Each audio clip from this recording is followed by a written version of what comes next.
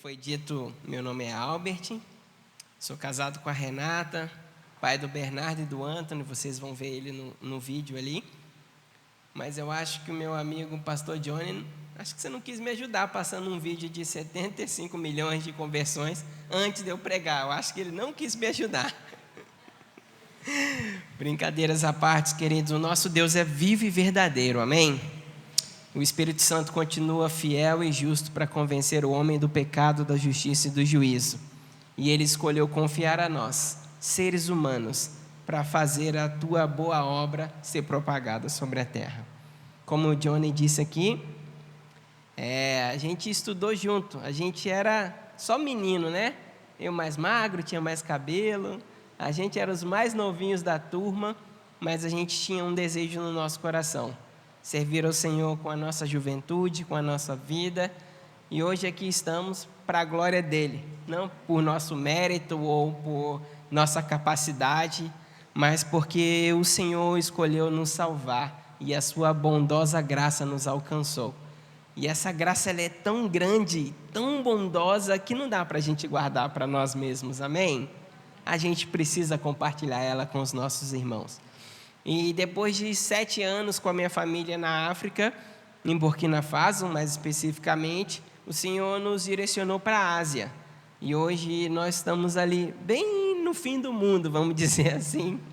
É muito longe, irmãos. Eu saí de casa num domingo à noite e cheguei aqui no Brasil na terça-feira à tarde. É muito longe. Juntando todas as escalas e horas, dá umas 36 horas de viagem. Mas o Senhor tem sido bondoso conosco. A gente tem trabalhado no Camboja. O Camboja é um país que faz fronteira com Vietnã, Laos e Tailândia. É bem uma região de floresta. Alguém já ouviu falar do Camboja? Já? O Camboja também é bem famoso, porque o Rambo fazia uns filmes lá, né? Aí o pessoal sempre fala: você está lá onde o Rambo fez filme? Eu falei: estou mais ou menos ali. Mas o Camboja é um país que carece muito da pregação do Evangelho. O Camboja é um país budista, um dos poucos países que ainda seguem o budismo Theravada, que é o budismo tradicional que Buda ensinou. Vocês já ouviram falar de Buda? Não? Para quem já ouviu, uma estátua, aqui no Brasil tem muita estatuazinha de Buda, né? Dourada, um senhorzinho mais fofinho, né? Então, chegando lá no Camboja, eu descobri que esse não é Buda. Pois é, eu pensando que o Buda era mais fortinho e tal, eu cheguei lá, só vejo estátua do Buda magro. Eu falei: será que isso aqui é outra religião? Aí, estudando a religião, fui descobrir que aquele era um discípulo de Buda da China, que era representando a prosperidade, por isso ele era cheinho daquele jeito, e ele se chama Budai. É uma imitação do Buda que chegou aqui para a gente, mas tudo bem, a gente vai aprendendo. E o Camboja carece muito da pregação do Evangelho, porque 97% da população se declara budista. E o budismo no Camboja ele é diferente de só uma religião. Para eles, budismo é muito mais que uma religião, é uma etnia, faz parte de quem eles são como cidadãos. Então, nasceu no Camboja, automaticamente você é budista. Deixou de ser budista, a maioria dos cambojanos vão falar que você deixou de ser cambojano. E eu vou preparar um videozinho para os irmãos verem um pouquinho do trabalho antes de eu explicar. E no decorrer, depois do vídeo, eu explico um pouquinho melhor de como funciona o nosso trabalho ali no Camboja. Amém?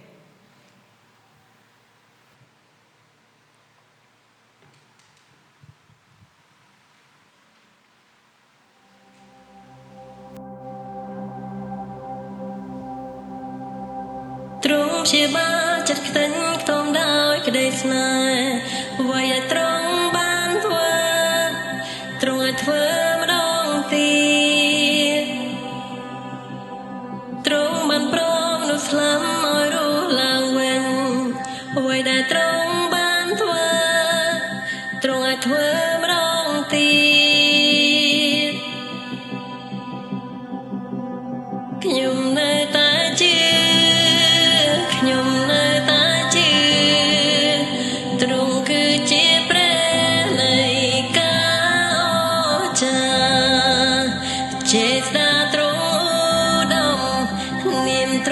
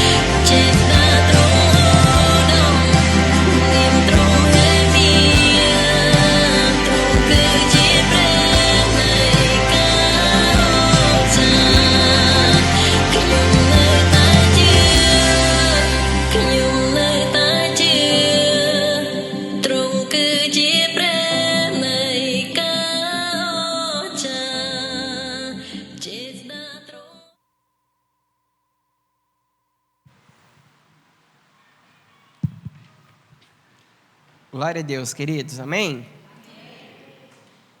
Queridos, o Camboja ele é um país muito precioso. É um país que nós amamos morar ali. A gente está já há 4 anos ali no Camboja. Só que desses 4 anos a gente tem enfrentado alguns desafios que são prazerosos, que são desafios do ministério, desafios da nossa vida com Cristo. Mas tudo isso tem feito parte para a propagação do Evangelho ali. Como os irmãos viram aqui no vídeo, nós trabalhamos em algumas aldeias, nós trabalhamos precisamente em 4 aldeias.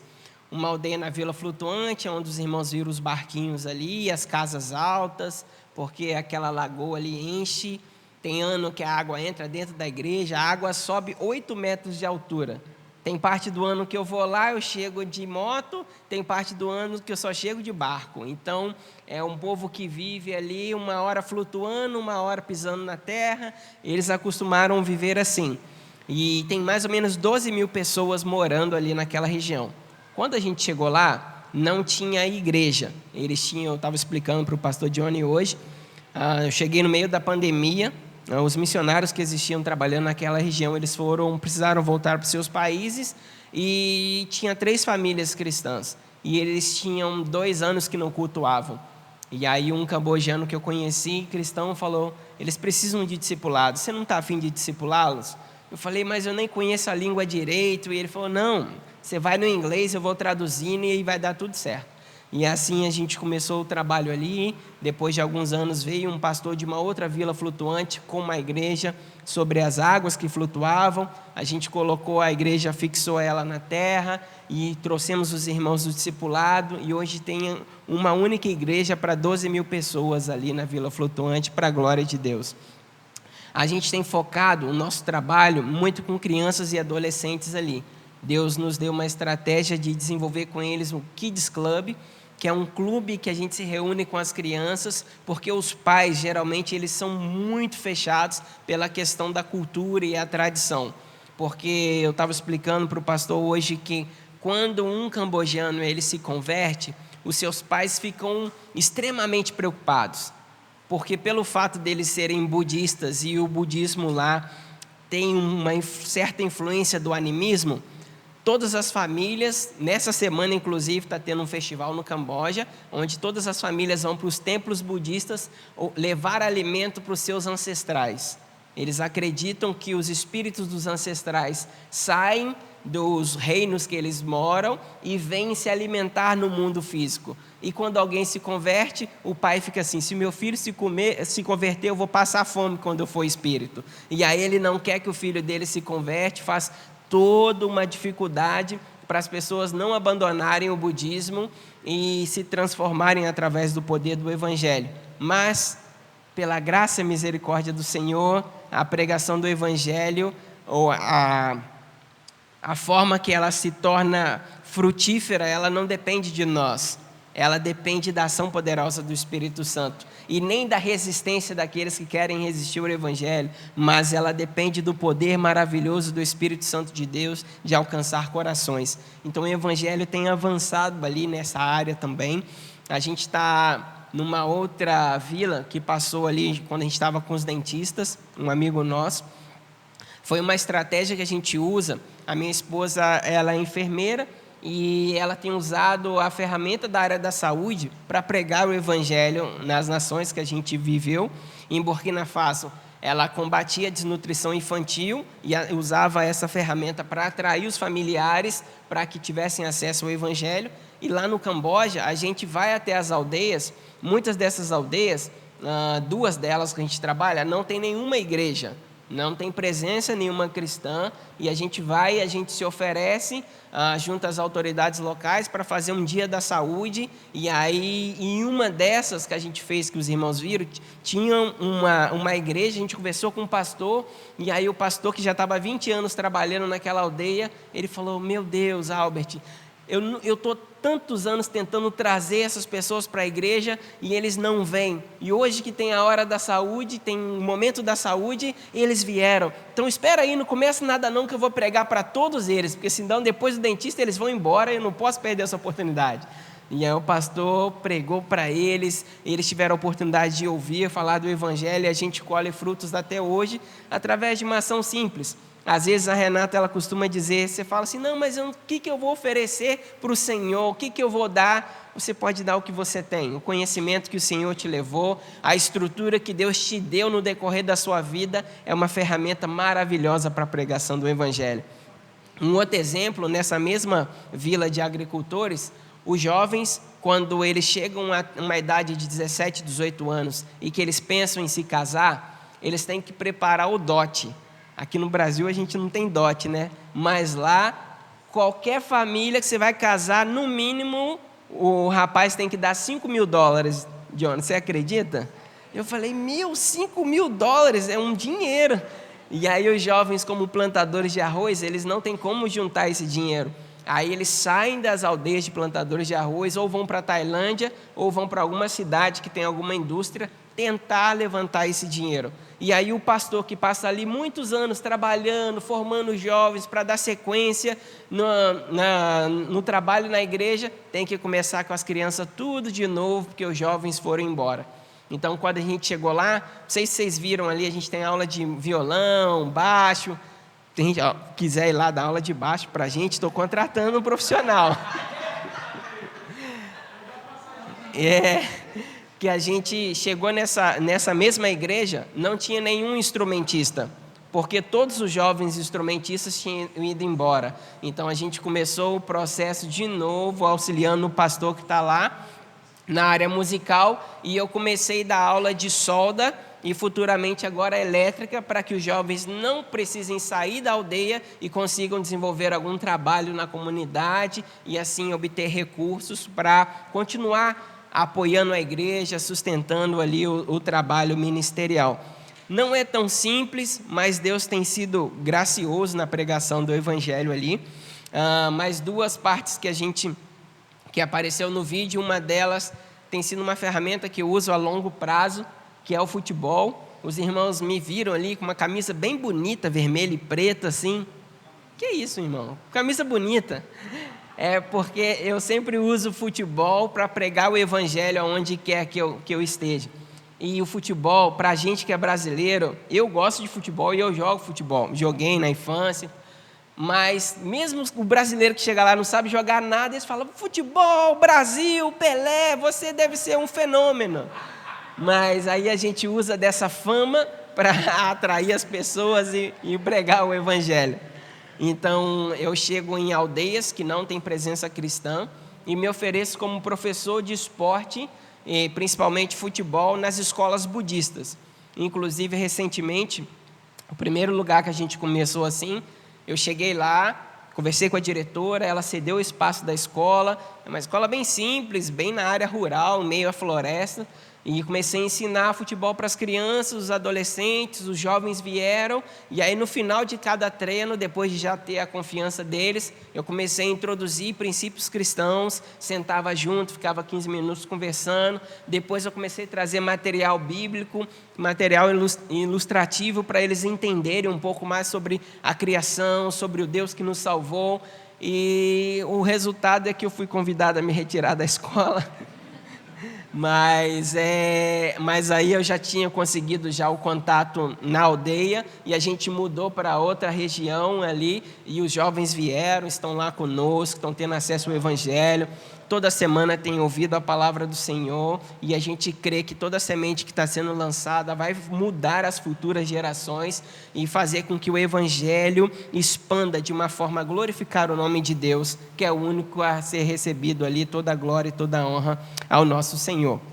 E o último projeto que a gente está em andamento ali é a área da saúde que a Renata trabalha. Eu falei o trabalho que ela faz nas vilas, atraindo, né, as pessoas para a igreja, mas também ela faz um trabalho na cidade, onde a gente trabalha em parceria com uma organização missionária que acolhe crianças que são vítimas de abuso sexual e tráfico humano. Tailândia, Camboja e Vietnã é conhecido como paraíso para turismo sexual. Por ano, a gente recebe ali milhares e milhares de estrangeiros que vão para lá só para isso. E eu canso de estar à noite voltando de algum trabalho, alguma coisa, e a gente é abordado pelo pessoal que oferece pelo cardápio. Assim, você pode escolher a idade pelo cardápio e eles te levam para os locais que as autoridades fazem vista grossa, porque movimenta o turismo ali da região. Então, a minha esposa trabalha recebendo essas crianças nessa organização. São 3 casas, 2 de meninas e 1 de menino, e ela recebe, faz todo o processo de acolhimento das crianças, leva para fazer os exames, tem o primeiro contato de demonstrar o amor de Deus para essas crianças, e no decorrer dos anos, essa organização que a gente trabalha consegue a guarda das crianças, e aí o evangelho é pregado diariamente para elas, e é lindo de ver como que ela tem os seus coraçõezinhos transformados, mudados pelo poder do evangelho, queridos. Porque a realidade que uma criança de 6, 7, 8 anos chega ali e você fala: acabou a vida de uma menina dessa. Mas glória a Deus que o nosso Senhor, Ele é vivo, poderoso para atingir as áreas mais profundas do nosso intelecto e das nossas emoções, para restaurar um coraçãozinho desse que é tão precioso para Ele. Então minha esposa está diretamente nessa área, pregando o evangelho ali para as crianças, e eu conto com as orações dos irmãos, porque tem muito a ser feito no Camboja. Camboja, eu estava falando com o pastor Johnny hoje, dá pouco mais de 13.700 vilas que tem no Camboja, um pouco mais de 11.000 não tem igreja. Então, as igrejas se reúnem em poucos locais, são poucas pessoas que têm acesso ao evangelho, mas nós cremos num avivamento que pode transformar aquela nação, que pode mudar a vida deles por inteiro e fazer com que o nome do Senhor continue sendo glorificado aqui na terra, como Ele é glorificado no céu. Amém? Queridos, eu vou estar compartilhando um pouquinho mais sobre o Camboja no decorrer da mensagem aqui. com os irmãos, mas eu queria compartilhar um texto da palavra do Senhor com os irmãos.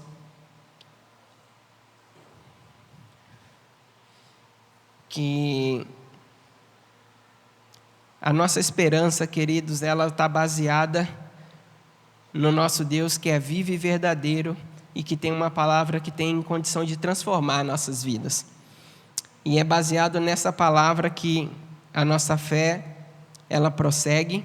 E eu quero examinar aqui com os irmãos hoje o livro de Apocalipse, no capítulo 2, no versículo 8 ao versículo 11. Apocalipse, no capítulo 2, versículo 8 ao versículo 11.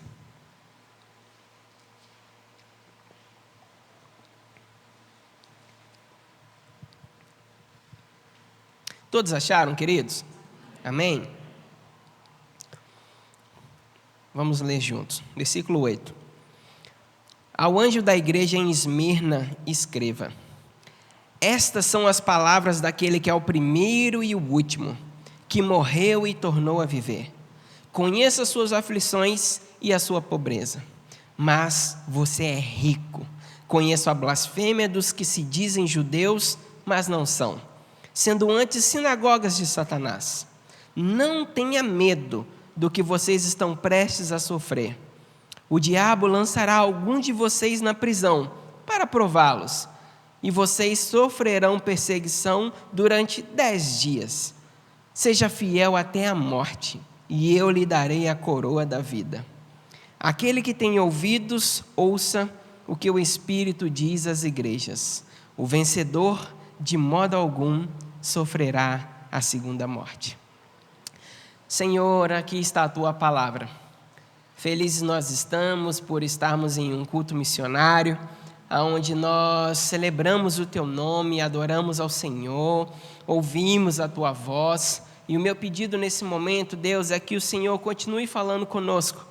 Assim como o Senhor tem feito, Deus, desde o início dessa celebração, desde muito antes dela começar, a tua presença é real neste lugar. Muito obrigado, Senhor, por nós termos a Bíblia traduzida para o nosso idioma, Pai. Obrigado por poder examinar as tuas escrituras. Quantas pessoas queriam ter o privilégio de ter uma Bíblia e não têm, queriam ter as escrituras no seu próprio idioma e não têm. Nós somos privilegiados, Pai. Nós temos acesso à tua palavra e podemos nos alimentar dela diariamente. Obrigado, Senhor Jesus. Agora continue falando conosco. Fala aos nossos corações, à nossa mente, para que nós possamos sair daqui encorajados, possamos sair daqui mudados, transformados pelo poder da tua palavra, que tem o poder de nos fazer tornarmos pessoas melhores, não melhores para nós mesmos, mas melhores para o Senhor, que é o Deus de nossas vidas, que nos amou com um amor tão profundo, que nos deu acesso à salvação.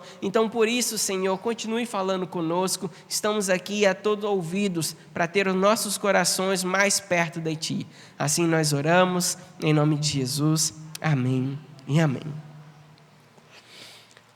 Queridos, eu me converti muito jovem, não tanto quanto eu gostaria, mas eu me converti aos 16 anos. E quando meus meninos estão no culto, eu nem gosto de falar muito, porque eles ficam me zoando depois. Mas até os 16 anos eu era um péssimo aluno. Eu não lia nada, nunca tinha lido nada na vida. Eu era o problema das professoras de português. Eu sempre dava trabalho, mandava texto, bilhetinho. Na época que mandava bilhete ainda para a mãe, eu era excelente para falsificar a assinatura da minha mãe e mandar para a escola. Eu era uma pessoa que carecia muito do amor de Jesus e transformação na minha vida. E quando eu encontrei com Jesus aos 16 anos, eu costumo falar que foi como se eu tivesse batido a 100 por hora de frente com Jesus. Não sobrou nada do que eu era antes. Numa semana, estava eu numa periferia no Rio de Janeiro, andando de bermuda, sem camisa, boné para trás, cabelo amarelo, fazendo tudo que tinha de errado. Não tenta imaginar não, irmão, que a cena é bem triste. Graças a Deus que não tinha foto naquela época. E eu estava daquele jeito, perdido, condenado à morte. E na outra semana, quando encontrei com Jesus, passei no bazar, comprei um terno maior do que eu, cobria minhas unhas, arrumei uma Bíblia aplicação pessoal grandona e ia eu para a igreja, de terno, gravata e uma Bíblia quase do meu tamanho. E as pessoas me olhavam na rua e pensavam que eu estava com algum problema. Na verdade, eu tinha encontrado a solução para o meu problema. E a partir daquele dia eu comecei a ler. Mal sabia eu que eu era um semi-analfabeto, tinha muita dificuldade com a leitura. E começando a ler a Bíblia foi o primeiro livro que eu li por inteiro. Depois de ler as Escrituras, continuei relendo, fui lendo outros materiais cristãos, mas eu lembro que as pessoas me colocavam um certo medo sobre o livro de Apocalipse. Os irmãos mais espirituais falavam: irmão, você tem que jejuar ao ler o livro de Apocalipse, porque é um livro que é muito pesado. E eu ficava um jovem com medo daquelas coisas, e aí comecei a ler o livro de Apocalipse e fui me interessando pelas figuras de linguagem que existia ali. Eu fiquei um pouco confuso, eu confesso. Ali a gente tem o dragão, a gente fala da serpente que virou dragão, a gente tem a besta que sai do mar, depois a besta que sai da terra, e tem uma mulher vestida de sol, e tem trombetas, e tem taças, e tem tantas outras figuras de linguagem que a gente fica um pouco perdido.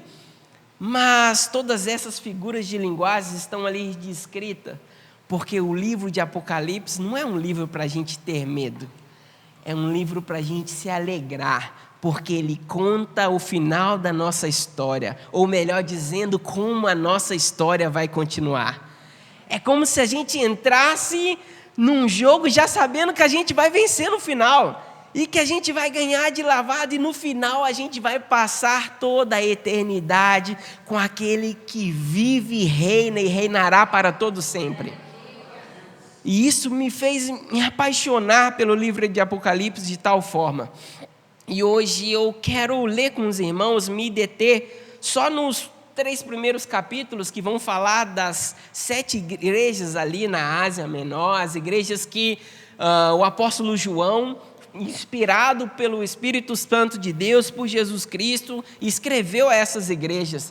E essas igrejas, elas têm informações valiosíssimas para nós, são tão atuais que se eu começar a discorrer os capítulos aqui, os 3, a gente vai se achar em alguma dessas igrejas. A minha esperança é que a gente esteja congregando ou em Esmirna ou em Filadélfia, porque se a gente estiver nas outras, está ruim para a gente. Mas hoje eu queria examinar com os irmãos alguns dos versículos aqui a carta à igreja de Esmirna, que vai do versículo 8 ao 11, e tem tanta coisa legal aqui que a gente aprende com os ensinamentos que essa igreja nos trouxe, com as palavras que Jesus direcionou a ela. Mas antes de ler o versículo, eu queria só dar um pequeno panorama. Quando você lê as 7 cartas do livro de Apocalipse, você vai ver que os textos, ele tem meio que uma espinha dorsal. Você vai ver Jesus se apresentando nas 7 igrejas. Você vê em uma, ele vai falar que ele é os 7 Espíritos de Deus. Em outra, ele se apresenta falando que é aquele que tem a espada de 2 gumes. Na outra, ele vai falar que ele é o Amém, a testemunha viva e verdadeira. Na outra, ele vai falar que ele é o primeiro e o último, aquele que morreu e tornou a vida. Jesus, ele começa a estrutura da sua fala dizendo: essas são as palavras daquele que... E aí ele traz um título, algo sobre a autoridade que ele tem, e a partir daí ele começa a dizer: conheço as suas obras. E aí ele vai elencando as obras de Éfeso, Pérgamo, Esmirna, Tiatira, Sardes, Filadélfia, Laodiceia, e vai falando todas elas. E depois aí ele chega uma parte que a gente não gosta tanto, mas aí ele fala: porém, tenho contra ti. E aí ele começa a falar os pontos negativos, que tolera Jezabel, que segue os ensinos dos nicolaítas. E aí ele vai falando algumas críticas, mas para a igreja de Esmirna e de Filadélfia especificamente, foge a essa estrutura. porque a igreja de Esmirna e Filadélfia são as únicas igrejas que Jesus não fez críticas a elas. E o fato de Jesus não ter tecido crítica a essas duas igrejas me fez querer examinar um pouquinho mais as Escrituras e entender um contexto histórico, um contexto que eles viviam e examinar os textos. E eu gostaria de ler com os irmãos aqui o versículo 8. Hoje eu não vou ter tempo de falar de Filadélfia, mas eu vou falar só de Esmirna aqui para a gente tirar alguns aprendizados aqui. O versículo 8 vai começar dizendo assim: ao anjo da igreja em Esmirna escreva: essas são as palavras daquele que é o primeiro e o último, que morreu e tornou a viver. A igreja de Esmirna, hoje localizada ali na Turquia, foi uma Esmirna, uma cidade que passou por uma catástrofe. Ela foi uma cidade que ela foi destruída, mas com o passar do tempo ela foi reconstruída novamente. Os teólogos vão dizer que foi a única cidade das 7 cidades que morreu e tornou a viver. Então, quando Jesus ele começa falando à igreja de Esmirna, os teólogos vão dizer que ele faz questão de citar isso e diz que eu sou o primeiro e o último. Eu sou aquele que controla todas as coisas. Eu sou aquele que morreu, mas que tornou a vida. Então, o título de afirmação que Jesus traz para si na igreja de Esmirna é: eu sou aquele que está no controle de tudo. Eu sou aquele que antes de mim não tem e depois de mim não haverá. Eu sou aquele que foi até onde ninguém poderia ir, mas eu voltei. Ele foi aonde só ele teve condição de ir e de voltar. Ele é aquele que foi até a morte e tornou a vida. Então, quando Jesus começa dizendo: eu sou o primeiro e o último, aquele que morreu, ressuscitou, fica difícil da gente falar dos nossos problemas. Fica difícil de reclamar. Fica difícil de falar que está ruim. Ele só morreu. E Jesus ele traz essa afirmação. E logo após trazer essa afirmação, chega uma parte que eu sou apaixonado pelo nosso Deus. E aí o texto vai dizer assim: eu conheço as suas obras. Sabe qual é a diferença do nosso Deus para os outros deuses? É porque nenhum dos outros deuses tem condição de conhecer. Porque eles não estão vivos, eles não são relacionais como nós somos. Como nós temos um Deus que é vivo e relacional. Um dia, uma senhorinha na Vila Flutuante, ela me perguntou: qual é a diferença de Buda para Jesus? Na sua sinceridade. E eu, sem muito entender a língua, muito limitado na minha fala, que não sei se vocês viram ali no vídeo, tem uma parte que tem a escrita da língua. É a pior coisa que eu já estudei na vida, o pior aluno, dos piores alunos da escola, eu estudo pro resto da vida. Eu achei que esse negócio de ser missionário, quando a gente entrou lá, que eu ia só fazer o treinamento e acabar, não parei de estudar até hoje, John. Eu acho que vou parar nem só quando morrer mesmo. Mas quando... Me perdi aqui, desculpa. Estava falando... senhorinha, verdade. Eu entrei na língua que eu não tinha domínio da língua ainda. E ela falou: qual é a diferença de Jesus para Buda? Aí, com toda a minha dificuldade, eu falei para ela: a diferença é que Jesus está vivo e Buda está morto. E Jesus, ele é um Deus que se relaciona comigo, que ouve a minha oração, que responde a minha oração, que se preocupa comigo. E aí no texto ele vai dizer que ele conhece. Só conhece quem se relaciona. Só eu conheço a Renata, minha esposa, porque eu passo tempo com ela. Eu me relaciono com ela. Eu conheço coisas da Renata que vocês não conhecem, porque nós temos um relacionamento. E da mesma forma, quando Jesus vai dizer: eu conheço as suas obras, ele conhece aquilo que nenhum outro conhece. Ele conhece aquilo que eu não conheço, que o seu irmão do lado não conhece, que até mesmo o seu cônjuge não conhece. Mas Jesus está dizendo: eu conheço as suas obras. Eu conheço você. Ele começa dizendo: eu sou o primeiro e o último, eu estou no controle de todas as coisas. E depois ele desce mais um pouquinho e fala: mas fica tranquilo, porque eu conheço. Eu sei as suas obras. Só que as obras de Esmirna eram obras maravilhosas. Era um povo que amava Jesus de uma forma sensacional. Mas se você olhar o contexto que eles viviam, não era um contexto fácil. No contexto que eles viviam, logo após, no versículo 9, após Jesus dizer, eu conheço as suas obras, Jesus vai dizer, eu conheço as suas aflições. Eu conheço os seus problemas. E um dos problemas da igreja de Esmirna era que a igreja de Esmirna era pobre. Aos olhos humanos, em Esmirna, uma cidade riquíssima, uma cidade portuária como a cidade de Éfeso, que ali transitava muitos mercadores, porque Esmirna era a capital da época, da onde fornecia um minério, um recurso natural muito precioso para a época, que era a mirra. O nome é parecido, Esmirna e mirra. E dali saía toda a mirra que era exportada para o mundo afora. As pessoas ganhavam muito dinheiro por causa da mirra naquela cidade. Judeus moravam ali, romanos moravam ali, mas os cristãos que moravam ali, eles eram perseguidos tanto por judeus quanto pelos pagãos romanos da época, e aí eles não eram dados o direito de obter posses. Então era uma igreja que aos olhos humanos era pobre. A Bíblia não é contra a pobreza. A Bíblia nunca foi contra a pobreza, nunca falou que nós cristãos deveríamos ser pobres. Pelo contrário, o apóstolo Paulo, em 1 Timóteo, capítulo 6, versículo 17 e 18, ele vai dar algumas orientações aos ricos. E o que ele fala aos ricos é que não mantenham a sua esperança na sua própria riqueza, mas que sejam generosos, sejam ricos em boas obras e prontos a repartir. O apóstolo Paulo não condenou os ricos, pelo contrário, encorajou eles a continuarem usufruindo da sua riqueza para a glória de Deus. Então a Bíblia nunca foi contra a riqueza, mas eu ainda falava com o Johnny hoje que nem todo mundo vai ser rico. A igreja de Esmirna não era rica, mas nem por isso ela estava abaixo da sociedade. Quer ver um exemplo? O exemplo é que se você continuar lendo o texto está bem aqui, eu não vi, né? Vai dizer, conheço a tua tribulação e a tua pobreza, mas tu és... Parece um paradoxo, né? Parece que não fecha a conta, na mesma frase você tem alguém falando, conheço a sua pobreza, mas você é rico.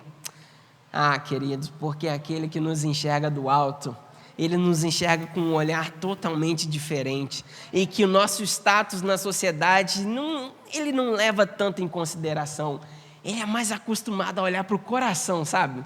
Para olhar a riqueza que sai de dentro para fora de nós mesmos, e é essa riqueza que nós temos em Cristo Jesus. Ainda hoje eu compartilhava com o pastor Johnny que os homens mais ricos que eu caminhei nessa terra, eles moravam no deserto do Saara e comiam no máximo 2 vezes por dia. Homens que não tinham muita coisa, que não tinham nada na verdade, mas que amavam Jesus de tal forma que eu me sentia constrangido só de estar do lado deles, porque a vida deles nada era por preciosa comparada ao Evangelho de Cristo. Então, queridos, o meu encorajamento para você, com esse ensinamento da igreja de Esmirna, não estou desejando que você seja pobre, de maneira alguma. Meu desejo é toda a prosperidade de bênção sobre a vida de vocês, mas que nunca a pressão social, a pressão da sociedade nos tire o brilho de buscar a riqueza daquele que vem do alto. A riqueza, aquela que a traça e a ferrugem não vai ter condição de tirar.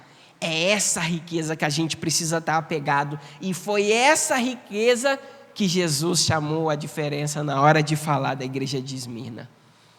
Jesus conhecia as aflições deles. Jesus conhecia os problemas deles.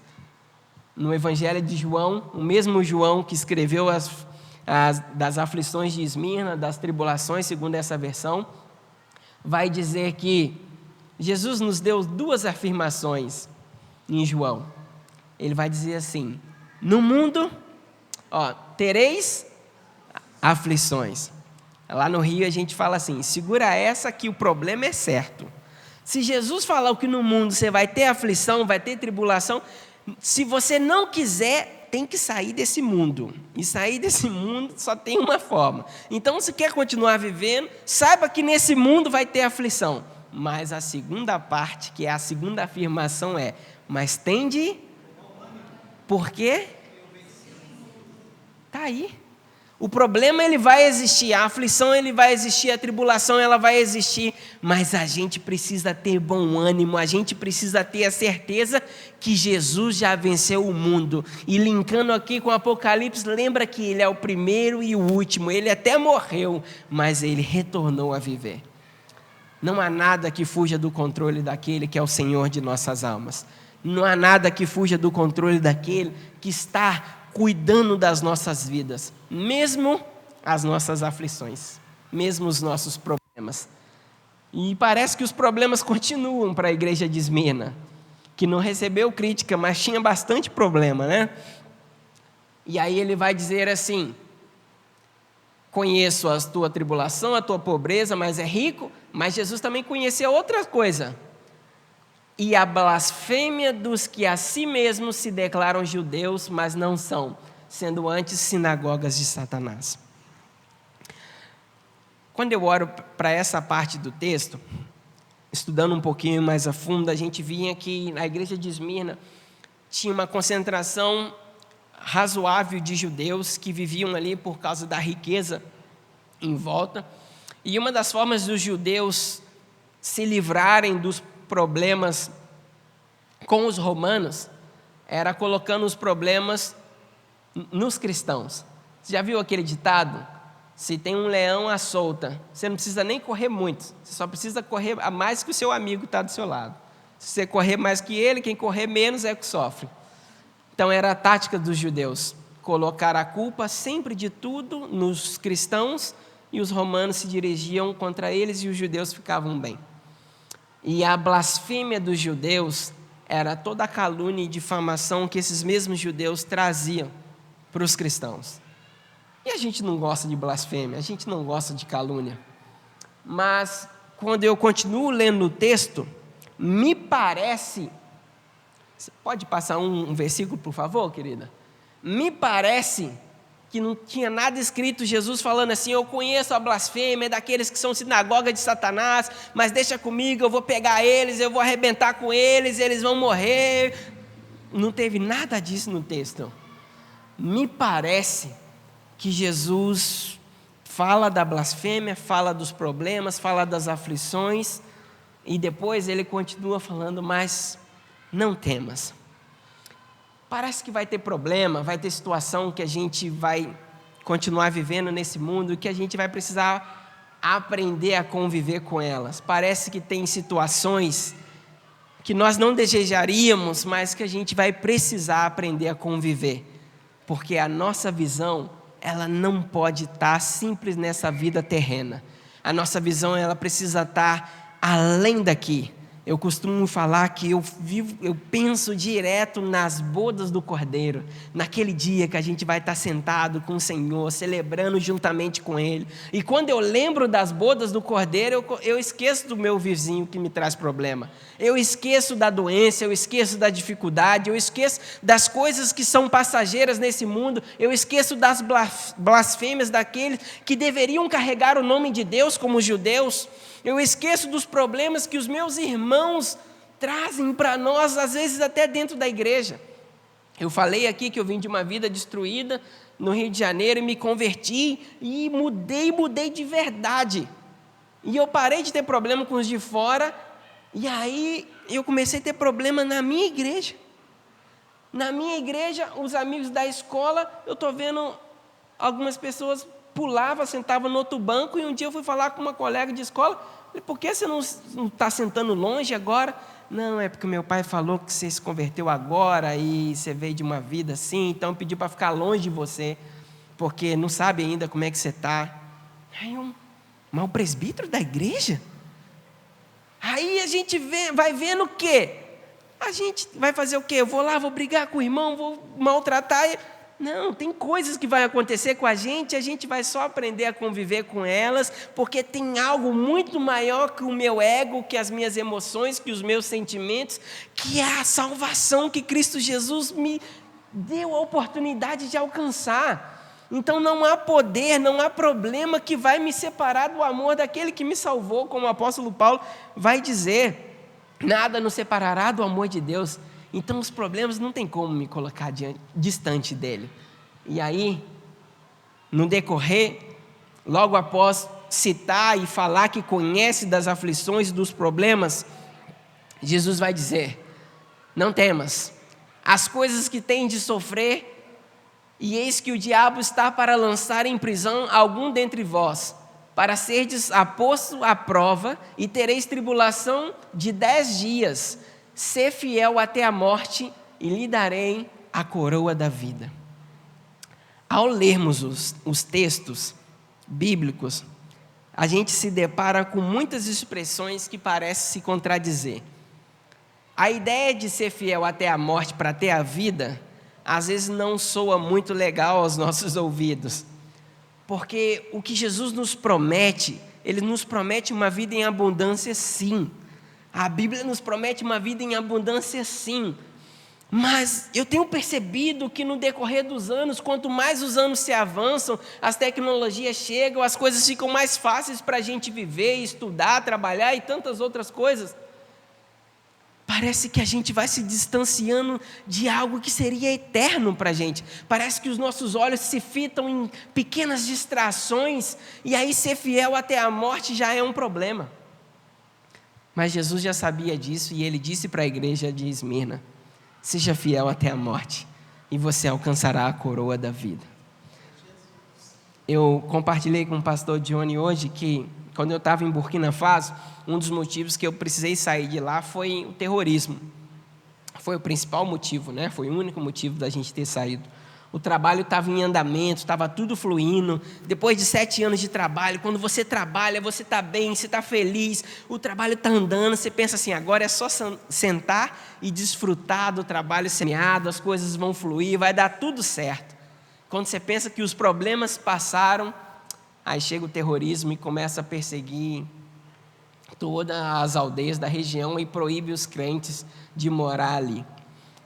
E eu vi muitos dos meus irmãos na fé, eu não vi porque eu fui retirado antes, mas muitos dos meus irmãos na fé, hoje já não estão mais entre nós. Só em dezembro do ano que eu saí um pouco antes, em outubro, e em dezembro do ano que eu saí, 50 igrejas foram atacadas naquela região e 50 pastores mortos. E aí você para e olha e fala: meu Deus, por que isso? Por que essas coisas? E a gente fica chateado, triste, porque a gente lembra das famílias e passa um monte de coisa na nossa mente, mas às vezes a gente esquece que o que está preparado para eles ninguém pode tirar, que é a coroa da vida eterna. E graças ao bom e poderoso Deus, esse não é um contexto no qual nós vivemos. A gente vive num país maravilhoso, com uma liberdade religiosa, por mais que tenha governos que tentem nos atrapalhar, a gente vive num país que a gente desfruta de uma certa liberdade. O país que eu moro hoje, ele é extremamente comunista. Não pode ter mídia, a não ser que o governo autorize. Lá, uma senhorinha, há 2 meses atrás, que fez um comentário, porque o Camboja está em guerra com a Tailândia, que fez um comentário contra o governo, falando que não recebia mais os produtos da Tailândia para ela vender. Num dia posterior, ela foi presa. Não existe crítica ao governo no Camboja. No governo do Camboja, as pessoas têm medo de falar o nome do primeiro-ministro, que é o ditador local, porque eles falam assim nas aldeias, a 2.000 quilômetros de distância: ele tem ouvido em toda parte, fala abaixo o nome dele. O medo impera naquela região, o medo impera naquele lugar. Mas uma das coisas que os cristãos dali seguem e seguem firmes é sabendo que todo sofrimento é só quando a gente vê a expressão 10 dias na Bíblia e você analisar, você vai ver que é por um pequeno espaço de tempo, é sempre por um curto período de tempo. Então, o nosso sofrimento, querido, as nossas tribulações, as nossas dificuldades, elas serão só por um curto espaço de tempo. Saia daqui guardando nesse culto de missões que a sua vida vai além daqui. Não sei se vocês já ouviram a expressão, é uma expressão teológica do já e ainda não. A gente já desfruta da graça, da plenitude de Deus, mas ainda não como desfrutaremos um dia. Então guarda no seu coração uma ansiedade de um dia estar prestes ao Senhor diante de toda a eternidade. E isso vai te fazer passar melhor pelos seus problemas e as suas dificuldades, que eu sei que nós temos. Mas lembre, é só por um curto espaço de tempo. E essa é mais uma das lições que a gente aprende aqui com a igreja de Esmirna. Passa mais um versículo, por favor, querida. E o texto continua dizendo: quem tem ouvidos, ouça o que o Espírito diz às igrejas. O vencedor de modo nenhum sofrerá o dano da segunda morte. Eu costumo pregar, geralmente, coisas que eu estou meditando no decorrer dos meses passados, e eu percebi que eu estava pensando pouco sobre a segunda morte, pastor. Vocês já ouviram falar de uma expressão, todos os caminhos levam a Deus? A gente ouve bastante aqui em português, né? E por alguns anos eu discutia com as pessoas que falavam isso, que é impossível. Não, todos os caminhos não levam a Deus. E aí eu citava o texto de Jesus falando que Ele é o caminho, a verdade e a vida, e ninguém vem ao Pai a não ser por Ele. E de fato, o texto ali é claro, cristalino, só Jesus é o caminho que nos leva à salvação. Mas a expressão que diz que todos os caminhos levam a Deus, ela não está de tudo errada. Na verdade, ela está até certa. Sabe por quê? Leia comigo aqui, Apocalipse no capítulo 20, no versículo 12 ao 15. Eu já caminho para o final e eu queria que a gente analisasse aqui esse texto. Apocalipse no capítulo 20, versículo 12 ao 15, vai dizer assim: vi também os mortos, grandes e pequenos, em pé diante do trono, e livros foram abertos. Outro livro foi aberto, o livro da vida. Os mortos foram julgados de acordo com o que tinham feito, segundo o que estava registrado nos livros. O mar entregou os mortos que nele havia, e a morte e o Hades entregaram os mortos que nele havia. E cada um foi julgado de acordo com o que tinha feito. Então a morte e o Hades foram lançados no lago de fogo. O lago de fogo é a segunda morte. Aqueles cujos nomes não foram encontrados no livro da vida foram lançados no lago de fogo. Quando a expressão todos os caminhos levam a Deus, e eu falo que está certa, eu quero fazer menção a esse texto, porque todos nós, independente do seu caminho de escolha, um dia compareceremos diante do tribunal de Deus. Um dia compareceremos diante do trono. E naquele dia a morte e o Hades, todos que morreram serão entregues para serem julgados segundo as suas obras. Então, independente do caminho, todo mundo vai passar na frente daquele que é o Criador do universo. E o Criador do universo vai direcionar a sua vida segundo as escolhas que você fez. E aí vai entrar o texto, que se você escolheu Jesus, Ele é o único caminho que vai te levar para a salvação. Mas aqueles que escolheram outros caminhos também comparecerão diante de Deus. E esses que não tiverem os seus nomes encontrados no livro da vida, esses serão lançados no lago de fogo, que é a segunda morte. Mas para a glória de Deus não experimentaremos a segunda morte, amém? Porque o nosso nome está achado no livro da vida. E se por algum motivo o seu ainda não está, se apresse. Ainda há esperança para você, como houve para mim, um menino perdido, de ter o nome encontrado no livro da vida. Mas num culto de missões como esse, uma palavra sobre Apocalipse, sim, para que eu e você sejamos encorajados a mantermos o nosso nome escrito no livro da vida e ajudar a outros a terem os seus nomes encontrados no livro da vida.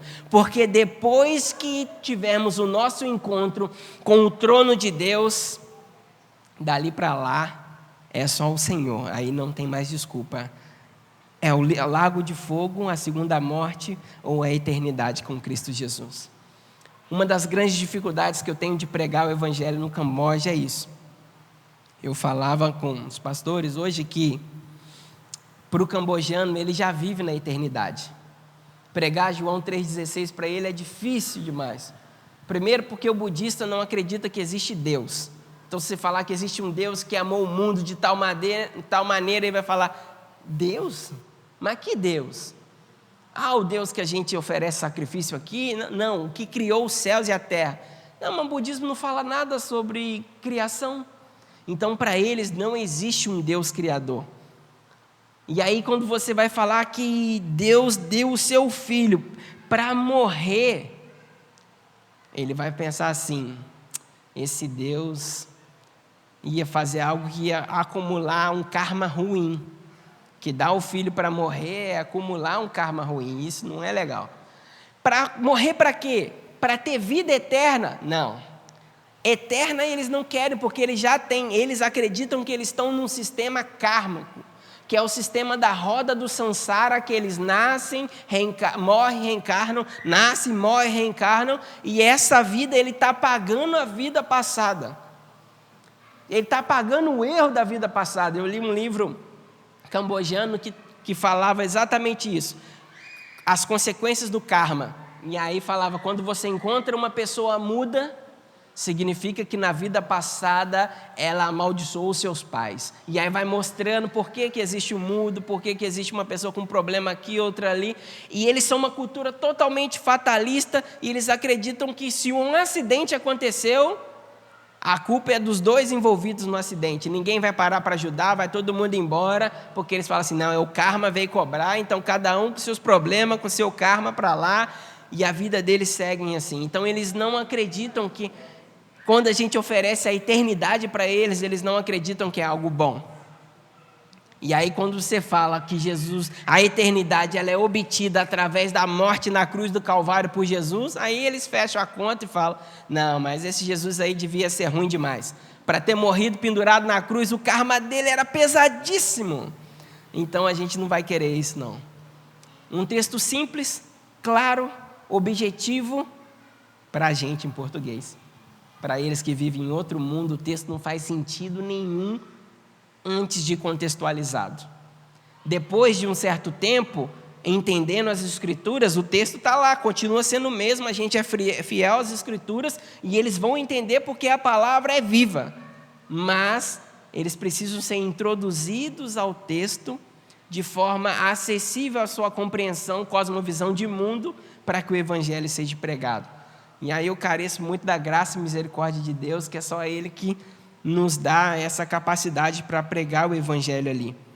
Então, queridos, eu queria caminhar para o final e, na conclusão dessa mensagem, fazendo uma breve reflexão sobre nossa vida como cristãos. Todas as cartas, as igrejas do Apocalipse, ela tinha um pastor local, que é o bispo da igreja, né? Ao anjo da igreja. E ao anjo da igreja de Esmirna, ele era um homem sensacional. Ele foi um dos considerados pais da igreja.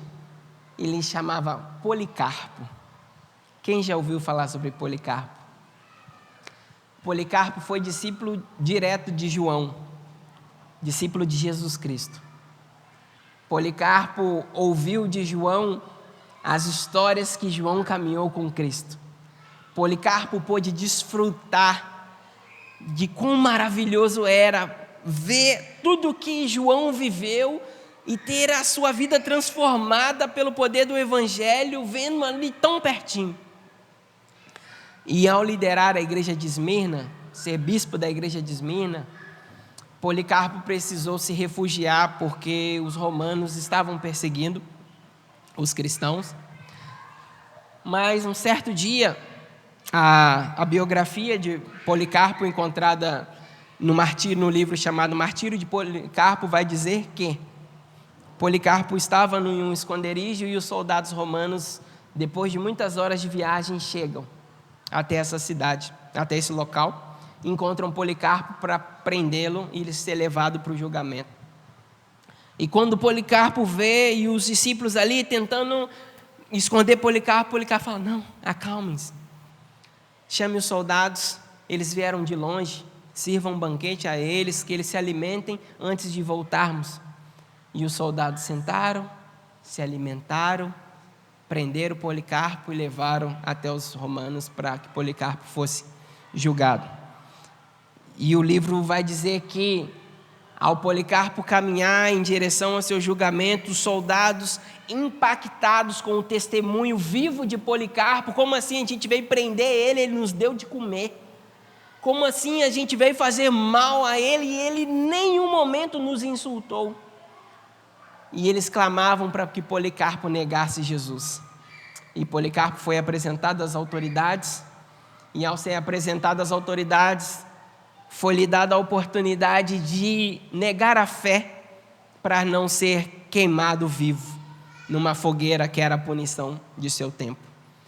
E Policarpo, em sua célebre frase, vai dizer: eu não posso fazer isso. Jesus tem sido bondoso comigo há 86 anos. Como agora eu faria algum mal contra ele? Acenda uma fogueira. Estou pronto a me encontrar com meu mestre. E assim Policarpo acenderam a fogueira, e os testemunhos oculares que relataram no seu martírio vão dizer que o fogo não foi capaz de consumir Policarpo, a tal ponto de, após alguns minutos, os soldados dizerem: transpassem-o com uma lança, pois o fogo não é capaz de consumir o seu corpo. E assim Policarpo foi se encontrar com o nosso mestre, recebeu a coroa da vida, não passará pela segunda morte, e não blasfemou contra o nosso Deus. E lendo e vendo e sendo encorajado por esses testemunhos, eu lembro cada dia mais que eu não tenho condição de reclamar de nada, que eu só tenho que agradecer, porque eu tenho uma vida maravilhosa. Eu fiz 36 horas de viagem para chegar em casa e dar um abraço na minha mãe.